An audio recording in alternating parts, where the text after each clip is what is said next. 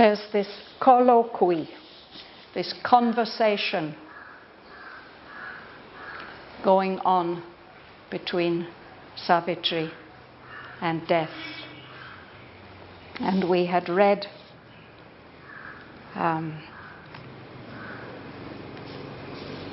Savitri's answer. She doesn't take his arguments seriously at all because she has such a deep knowledge from her own spiritual experience. So all these words and ideas that he's throwing at her, they have no convincing effect.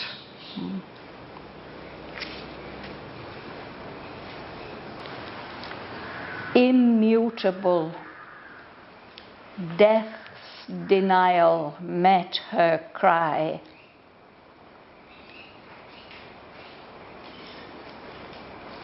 However mighty, whatever thy secret name uttered in hidden conclaves of the gods,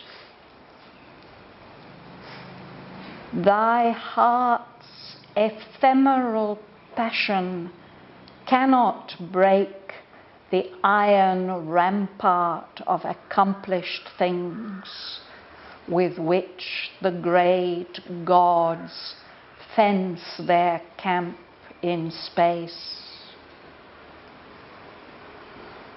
Whoever thou art behind thy human mask, even if thou art the mother of the worlds, and peggest thy claim upon the realms of chance, the cosmic law is greater than thy will. Even God himself obeys the laws he made. The law abides, and never can it change. The person is a bubble on time's sea, a forerunner of a greater truth to come.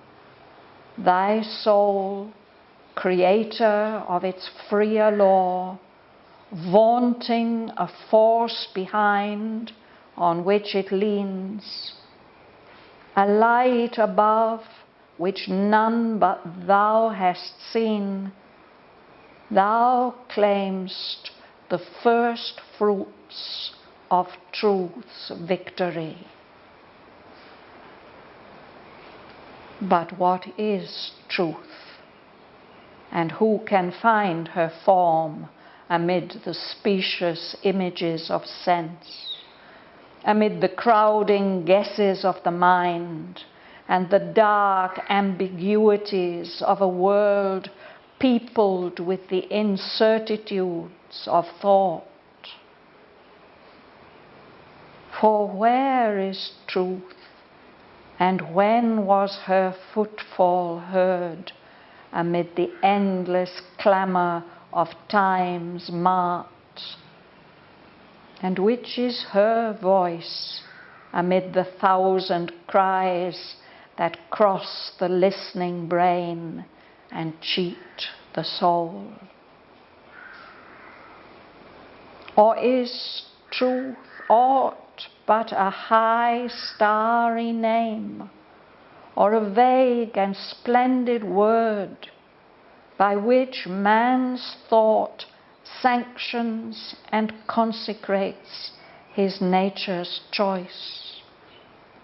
The heart's wish, donning knowledge as its robe, the cherished idea, elect among the elect, thought's favourite mid the children of half-light, who high-voiced crowd the playgrounds of the mind, or people its dormitories in infant sleep.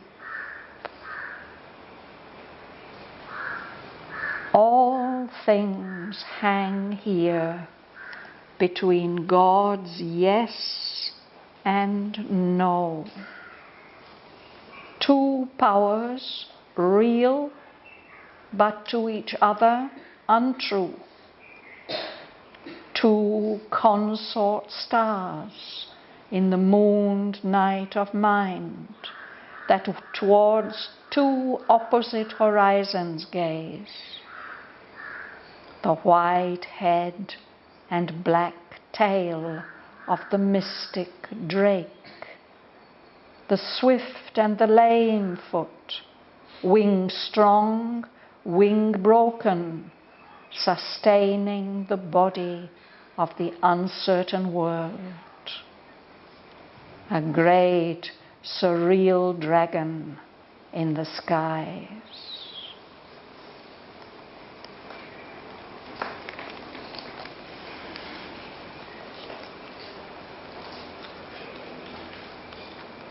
We find some change here in the attitude of death towards Savitri and in his arguments. No?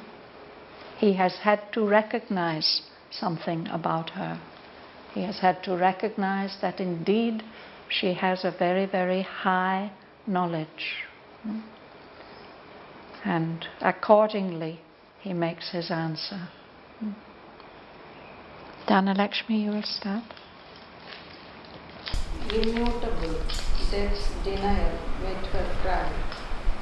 However mighty, whatever thy secret name, uttered in hidden conclaves of the gods, thy heart's ephemeral passion cannot break the iron rampart of accomplished things with which the great gods fence their camp in space. So immutable, unchanging.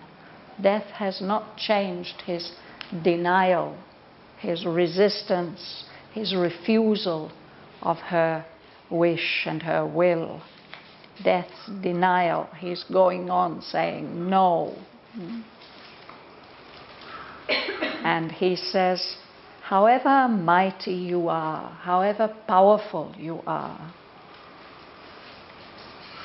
even if you have some wonderful secret name uttered in the hidden conclaves of the gods, perhaps when the gods meet together, they talk about you and they speak of you by your secret name.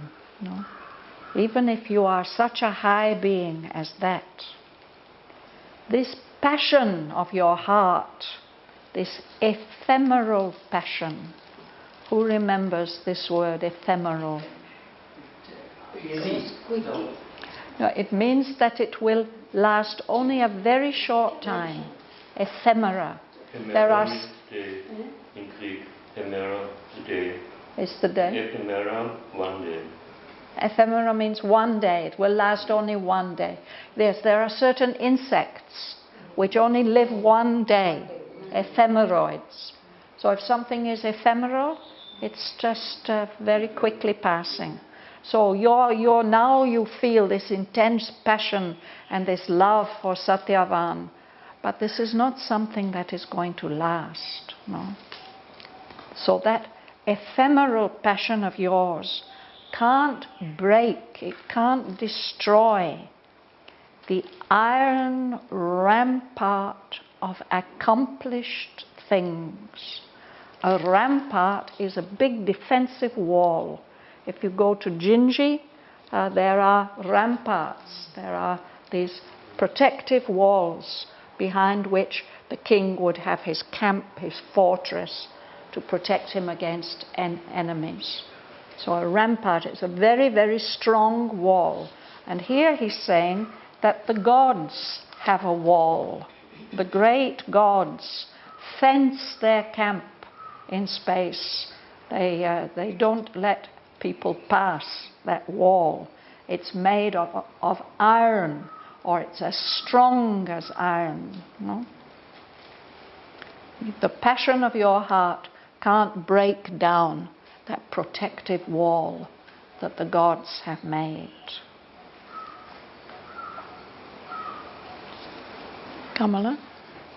Whoever thou art behind thy human mask, even if thou art the mother of the world, and fixed thy claim upon the realm of chance, the cosmic law is greater than thy God. Even God himself obeyed the law he made. The law abides and never can it change. The person is a bubble on time sea. Yes, thank you.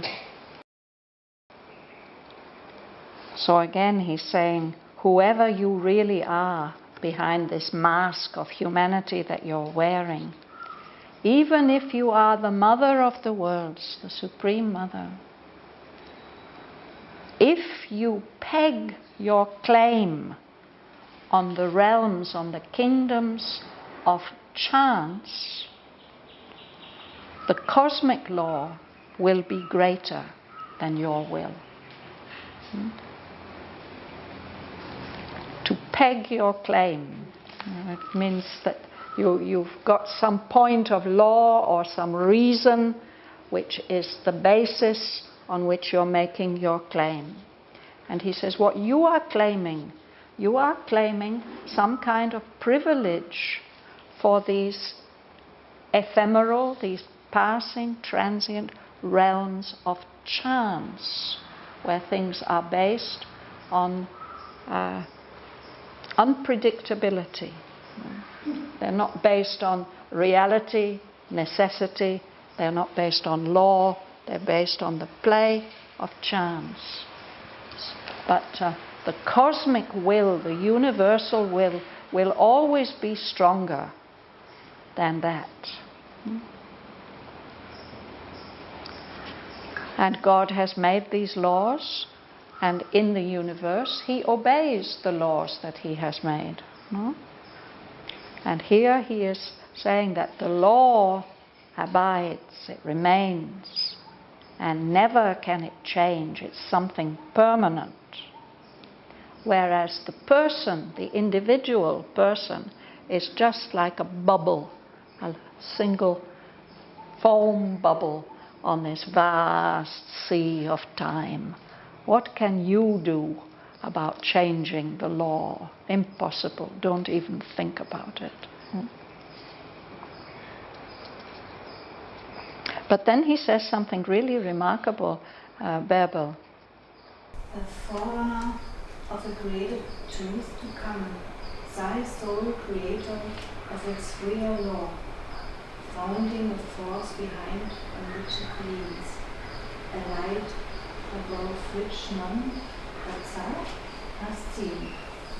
Thou claims the first fruits of truth's victory. Yes, he says your soul is a forerunner. In Auroville, the first community was called forecomers, no? The people who come in advance. A forerunner, it's a messenger who runs in front of the army or the ambassador or whatever to tell that he's coming. Your soul is a forerunner. It's a forerunner of a greater truth that will come in the future. This is quite an admission he's saying, no? Something quite new from him, no? Yeah. It says your soul is actually the creator of its own freer law, not dominated by the laws of the material universe. And it's a forerunner of something that will happen in the future. And what you are doing, you are vaunting a force behind on which your soul is leaning, it's relying, it's supported by. Do you remember vaunting, Bhavan? We had it last week.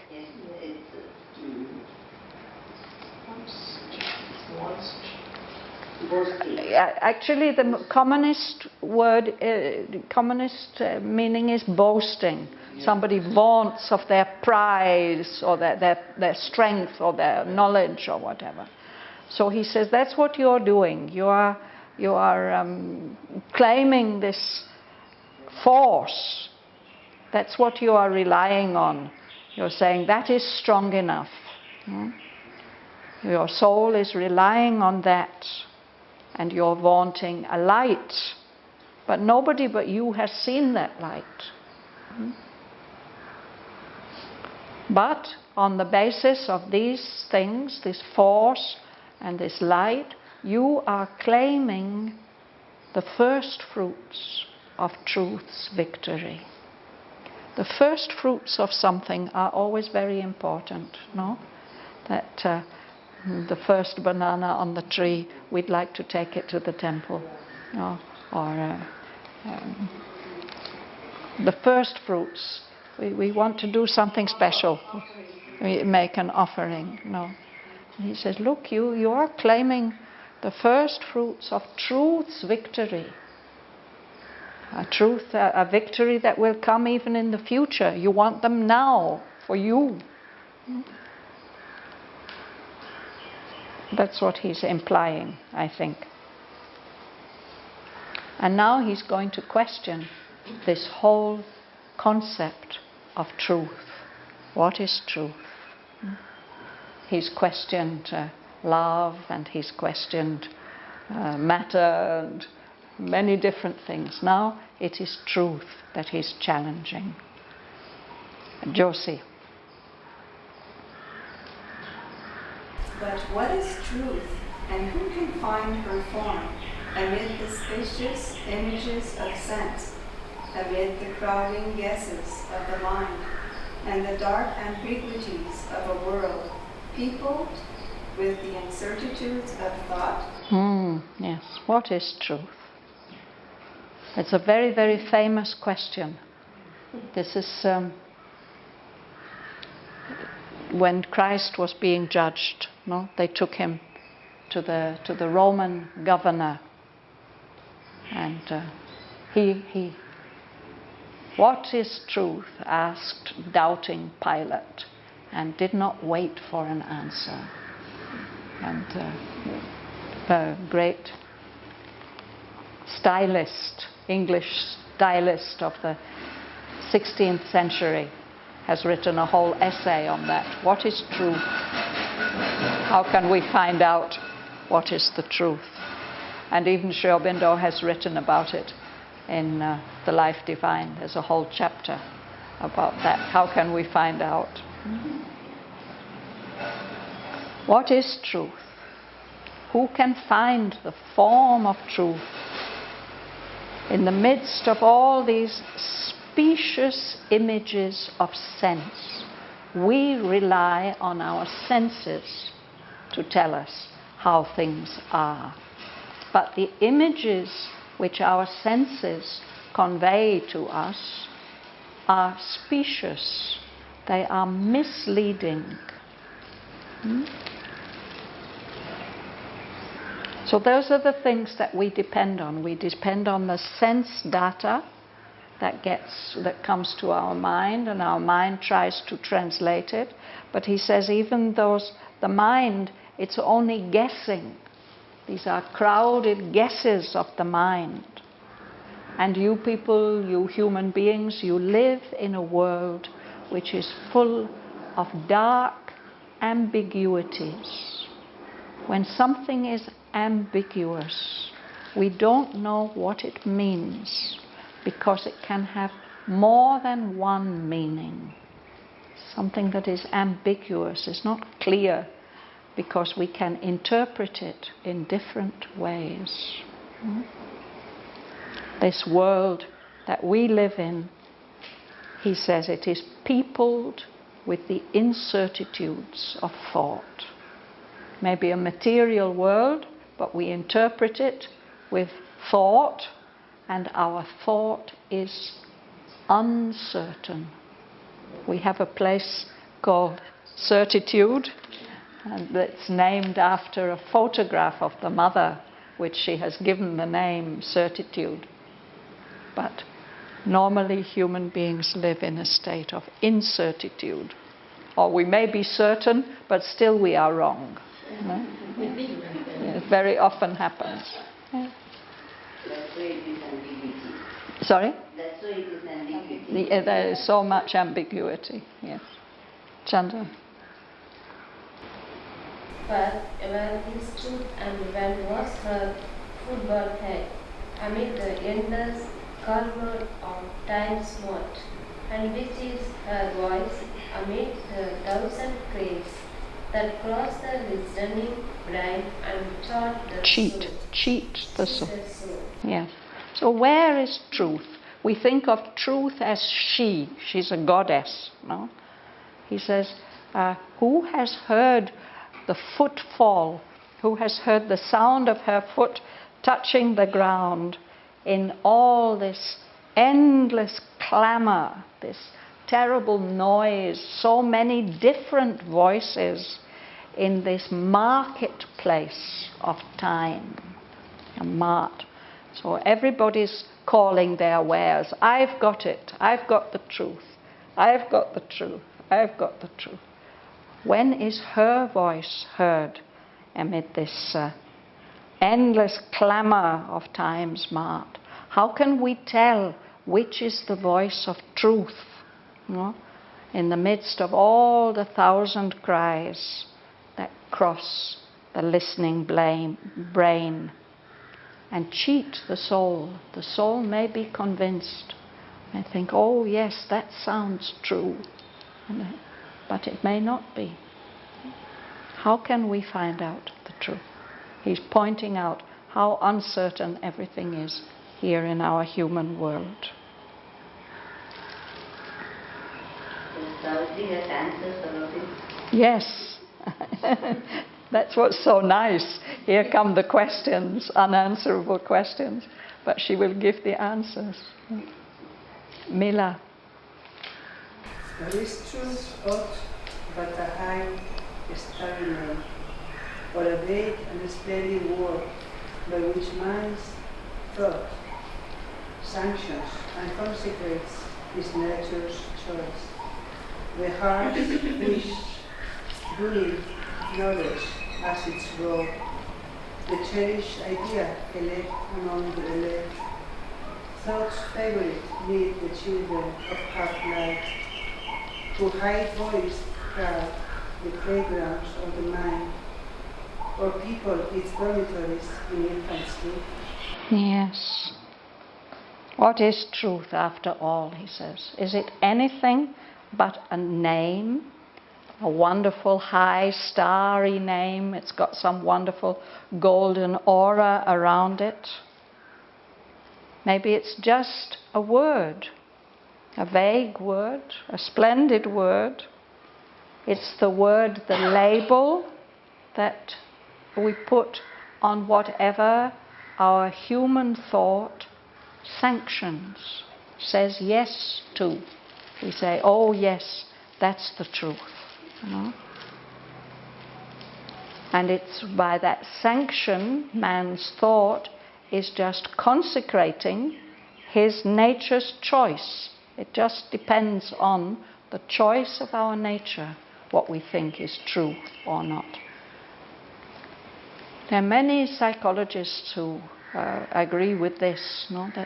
That what we think is true and right, what we find convincing, it depends so much on our heredity, our education, our cultural background. No? Yeah? All these things, they determine what we say. But this is the truth. How can you? No?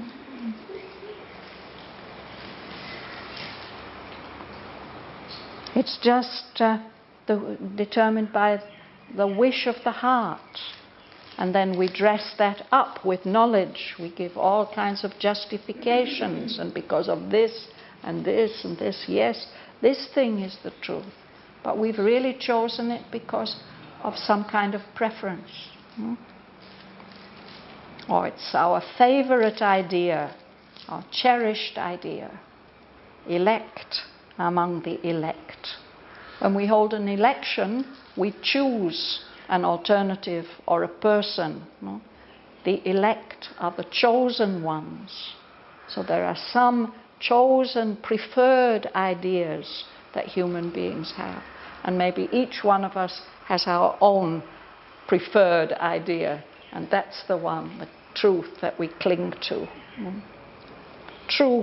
Thoughts favor it. Amid all these children of half-light, all these formulas and ideas formed by the ignorance. There, he says, there gives this image of all these different ideas being like children running about on the playground, shouting, high-voiced, or they may sleep. They may be sleeping children in the dormitories of the mind. The highlight, what is it? Children of half-light? The half-light of the ignorance, the twilight. The thoughts are children of the ignorance, yes.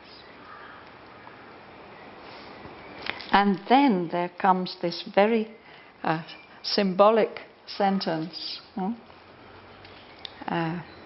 Bhavana.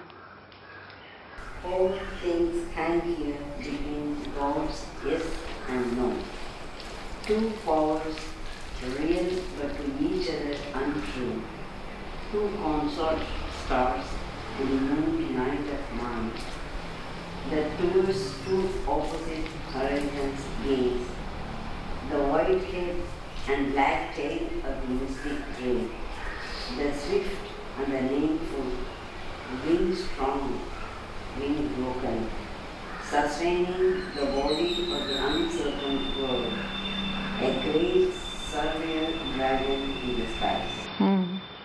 So this is a psychological symbolism. It's a wonderful picture of the world of dualities, the world of contradictions.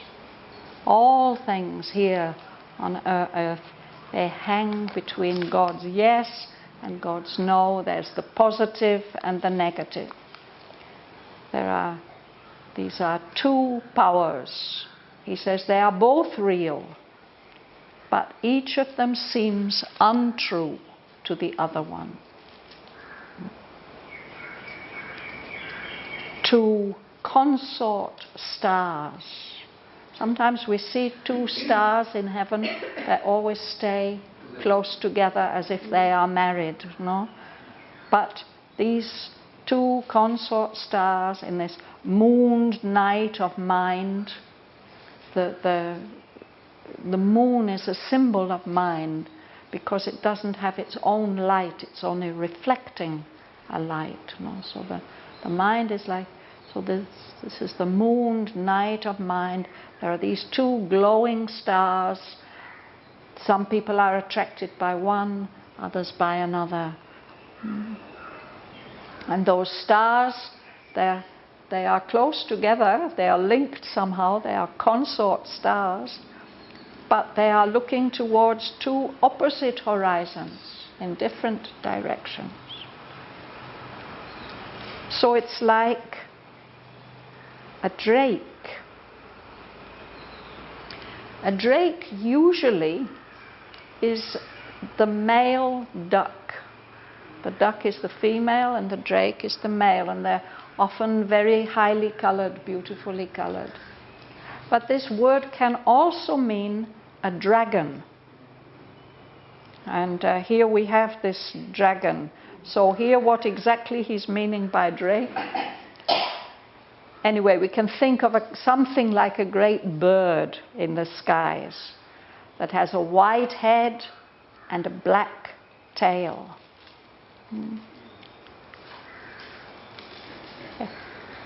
It has a foot which carries it swiftly, and on the other side there's this limping foot. It has a wing that is strong and a wing that is broken. These are the wings, the feet that are holding up the body of the uncertain world. It's a great, surreal dragon in the skies. Is he describing some Chinese god or something? Because I'm not aware of this image of this image is quite unfamiliar, and the thing is, it's bringing together different images. In the Hindu concept, we have this idea of the Hamsa, the cosmic swan. Yeah. Here he doesn't call it a swan, he calls, or actually I think if we are literal, it's a goose, isn't it? Hamsa, it's a goose. So, but here he says a drake, first of all. But what is he describing here? He's describing, I think we could say what he's describing is our world of dualities, in which everything is opposite. And to us, when we look, we can think matter is primary or spirit is primary. And these two things seem to be contradictory. They're like two stars looking towards opposite horizons. Or there's the opposition of soul and nature. Fundamental oppositions, black and white, broken and strong, all these things. That's the difficulty in this world, and that is what makes it so difficult for us to identify anything as the truth. And of course it's interesting that even in this poem, it is Savitri and death who represent the eternal yes and the eternal no. Okay. So it's ironic that he is saying this. He's saying, I am strong and you are weak. He may say it like that, yeah. But to us this is interesting because what Sri Aurobindo is leading us to is a truth that reconciles all opposites, all dualities and oppositions. That symbol also like that, no? One is black and another one is the yin yang, yes. Yeah. Too dangerously, thy high proud truth must love. Live. Endangered in matters, not the little. All in this world is true, yet all is false. Its thoughts into an eternal Cipher. Run. Its speed swell to times rounded zero sum. Yes. So he says, you are in love with some high truth, but that truth is challenged. It has to live very dangerously, entangled in matter's mortal littleness. If things are entangled, like you go with your hair on the motorbike and they get all tangled up and then you can't get the comb through, no? Entangled, or if your thread, when you're sewing, it gets tangled up, you can't get it untangled. No?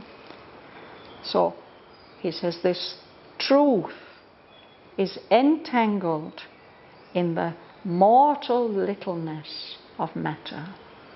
That in the world of matter, everything must die. No? And it's small, it's limited. So what place has truth there? No? In a sense, everything in this world is true. In another sense, it's all false. The thoughts of this human mind, they run into an eternal cipher. This is actually a word with several different meanings, but here I think it means the cipher zero. Yeah. A cipher is also a kind of secret writing or a code, no, that we have to decipher. Yes, but it's also a synonym for the word zero or naught. No? So all its thoughts When you weigh them all up, they run to nothing. Everlasting cipher. It's deeds, it's actions. They pile up, pile up, pile up into times sum, the huge addition. But when you add everything up, it all adds up to nothing. Everything gets cancelled out, weighed out, contradicted. He's talking about truth here. He's talking about the world that we human beings live in, where it's in a sense impossible to single out anything and say this is the truth. And now he's going to give some examples. Would you read, please, Narendra? Thus, man at once is animal and God, the disparate enigma of God's make, unable to feel the Godhead's form within. A being less than himself, yet something more. The aspiring animal, the frustrate God, yet neither beast nor deity but man. But man, tied to the kind earth's labor, strives to exceed, climbing the stairs of God to higher things. Thank you. So he says, thus, for example, man, human being, is at once, at the same time, an animal. We have an animal body, and at the same time a God, because we have a divine part within ourselves as well. No? A disparate enigma, something that's disparate. It means the parts don't match, they don't fit together. And an enigma, we've had this word many times, meaning a puzzle, a riddle, something mysterious. So, human being is really a disparate enigma, a puzzle made up of parts that don't match, that don't fit together. And this disparate enigma is unable to free the form of the Godhead which he's carrying within himself. All of us are carrying this divine part within us, but somehow we can't disentangle it from all the other parts of ourselves. A being less than himself, when we act like brutes and animals, or worse than animals, we are less than our true selves. And yet there's always something more. The aspiring animal, the animal that wants to be more than an animal, the God, the divine being who is frustrated, unable to be and express his divine self. And in fact, human beings are neither beast nor deity, but just human beings.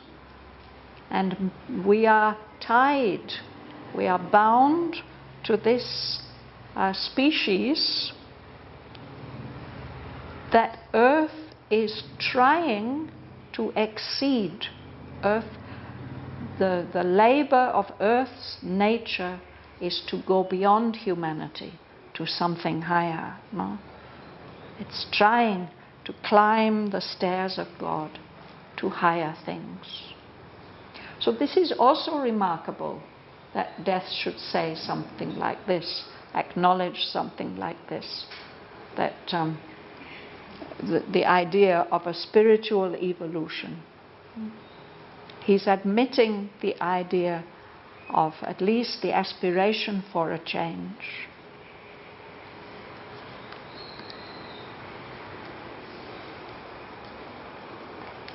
We'll go a little further, Joel. Objects are seemings, and none knows their truth.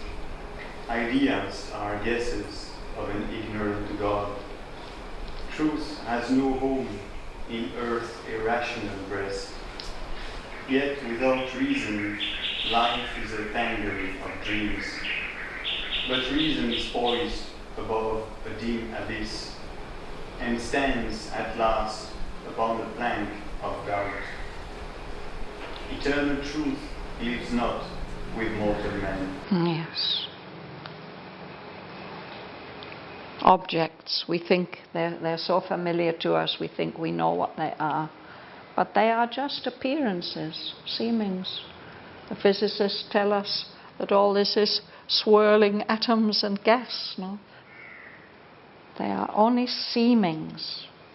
And nobody knows really the truth of all these material forms. And the ideas, even the highest ideas, they are just guesses of this ignorant God, this God of mind. Truth has no home in earth's irrational breast. With irrational, it means without reason, without the power of reason.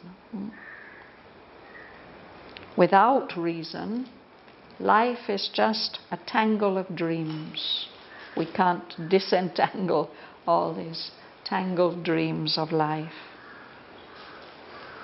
But what is reason? It's as if it's hanging there somehow above a dim abyss, a deep, dark emptiness, standing at last. It's got some kind of plank it's standing on over this huge abyss, but that plank itself is doubtful.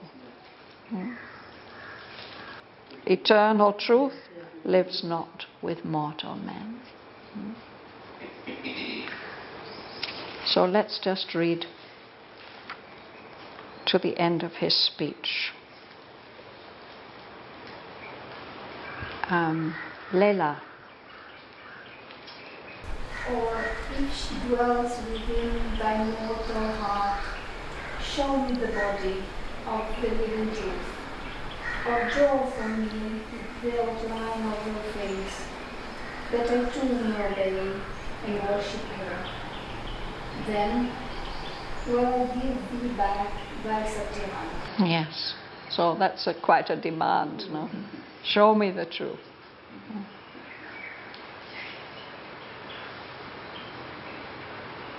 Sergei. But here are only facts and still bound law. Is true, I know that Satyavan is dead, and even thy sweetness cannot dwell on that. No magic proof can bring the dead to life.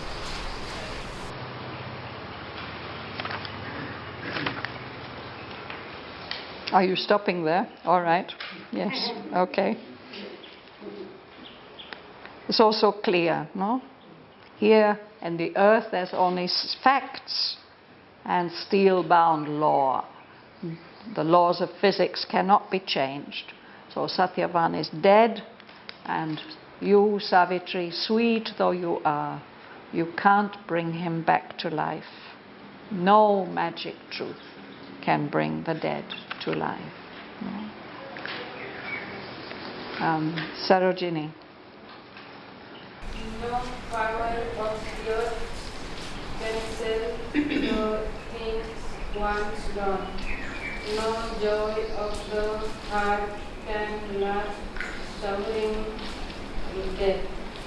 No place pursue the path to live again. But life alone can soothe the mute void and fill with the thought the emptiness of time.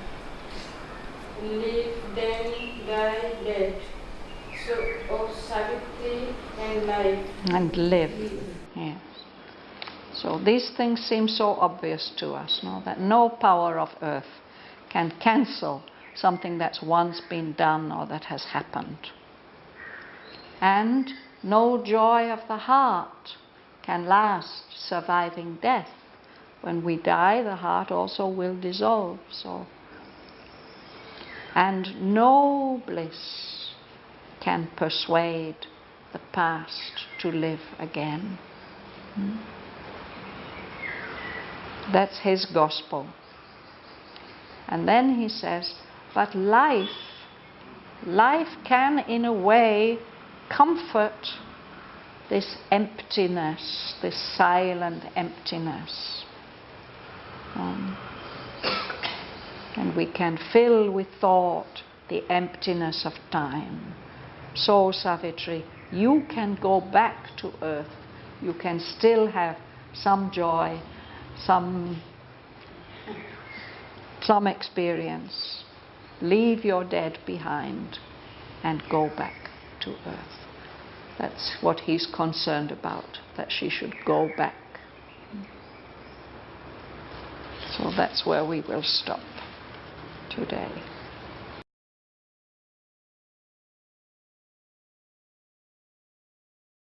Immutable, death's denial met her cry. However mighty, whatever thy secret name uttered in hidden conclaves of the gods, thy heart's ephemeral passion cannot break the iron rampart of accomplished things with which the great gods fence their camp in space.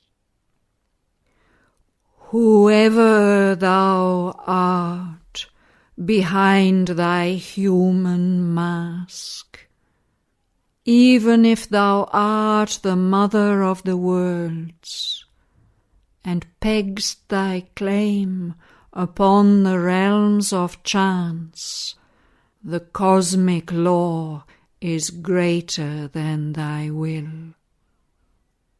Even God himself obeys the laws he made. The law abides, and never can it change. The person is a bubble on time's sea, a forerunner of a greater truth to come, thy soul creator of its freer law, vaunting a force behind on which it leans, a light above which none but thou hast seen. Thou claim'st the first fruits of truth's victory. But what is truth? And who can find her form amid the specious images of sense, amid the crowding guesses of the mind, and the dark ambiguities of a world peopled with the incertitudes of thought? For where is truth, and when was her footfall heard amid the endless clamour of time's mart? And which is her voice amid the thousand cries that cross the listening brain and cheat the soul? Or is truth aught but a high starry name, or a vague and splendid word by which man's thought sanctions and consecrates his nature's choice?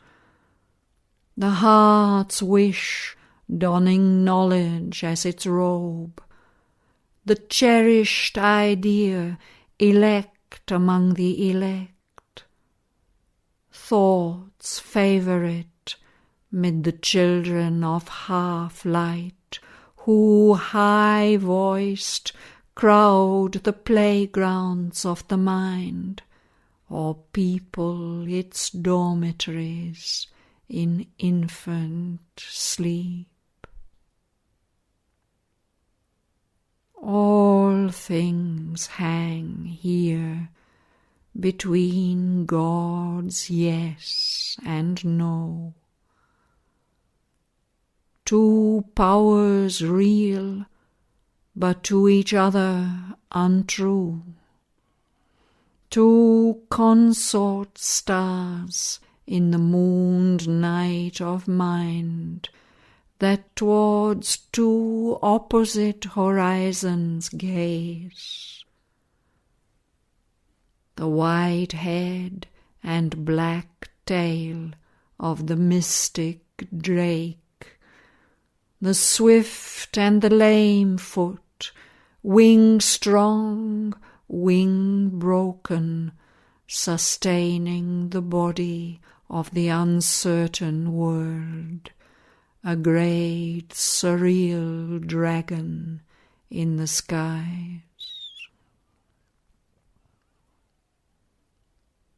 Too dangerously thy high proud truth must live, entangled in matter's mortal littleness.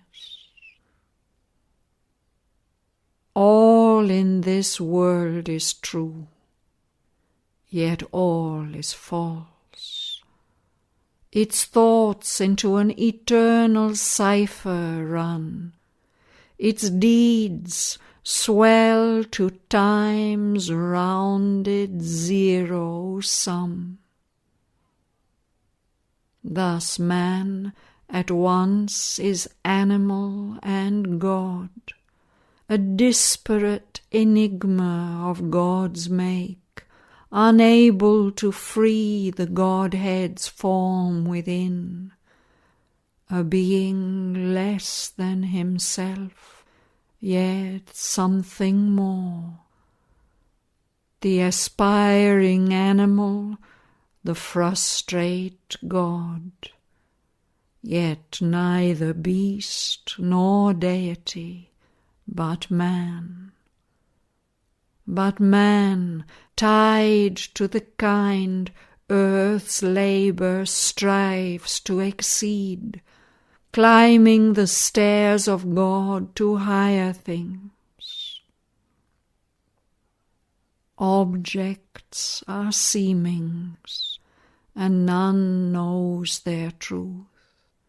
Ideas are guesses of an ignorant God. Truth has no home in earth's irrational breast. Yet without reason, life is a tangle of dreams. But reason is poised above a dim abyss, and stands at last upon a plank of doubt. Eternal truth lives not with mortal men. Or if she dwells within thy mortal heart, show me the body of the living truth, or draw for me the outline of her face, that I too may obey and worship her. Then will I give thee back thy Shraddhavan. But here are only facts and steel-bound law. This truth I know, that Shraddhavan is dead, and even thy sweetness cannot lure him back. No magic truth can bring the dead to life. No power of earth cancel the thing once done. No joy of the heart can last, surviving death. No bliss persuade the past to live again. but life alone can solace the mute void and fill with thought the emptiness of time. Leave then thy dead, O Savitri, and live